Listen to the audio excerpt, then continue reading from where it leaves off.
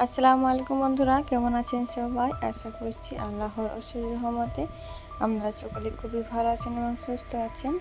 আর আমিও ভালো আছি বন্ধুরা। তো বন্ধুরা, এই যে দেখছেন, চলে আসলাম নতুন দিন নতুন আরেকটি ভিডিও নিয়ে। তো আমার নতুন ভিডিওতে আপনাদের সকলকে স্বাগত জানাচ্ছি।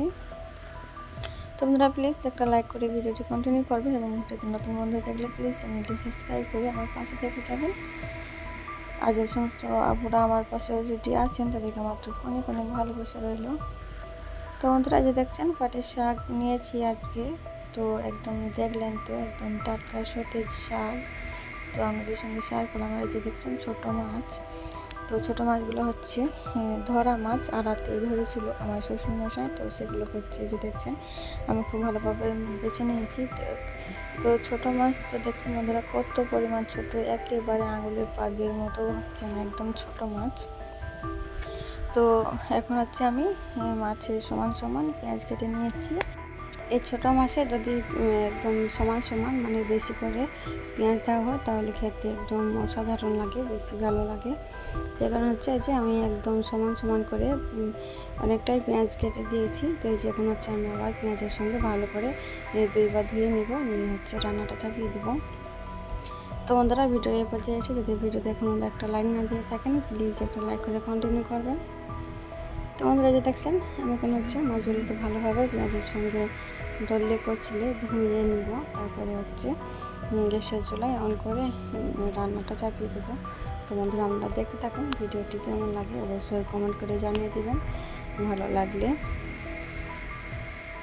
তো যে দেখছেন এখন হচ্ছে আমি খুব ভালোভাবে মাছগুলোকে ধুয়ে তুলে নিচ্ছি। তো আমি দুইবার এভাবে করে ধুয়ে নেব।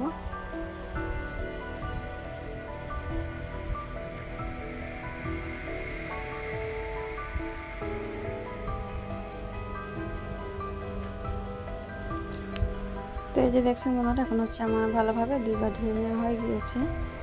এখন হচ্ছে মাছে মশলা করে রান্নাটা চাপিয়ে দেবো। এই যে দেখছেন এখন হচ্ছে আমি পরিমাণ মতো হলুদের গুঁড়ো দিলাম, এবং এই যে দেখছেন লঙ্কা গুঁড়ো দিলাম, এবং স্বাদ মতো নুন দিয়ে দিব।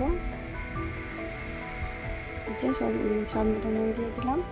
তারপর এখানে হচ্ছে আদা রসুন জিরে গোলমরিচ একসঙ্গে বাটা ছিল সেটা একটু দিলাম, দিয়ে এই যে আবার হচ্ছে পরিমাণ মতো তেল দিয়ে এখন হচ্ছে ভালোভাবে হাতে মাখিয়ে রান্নাটা করব।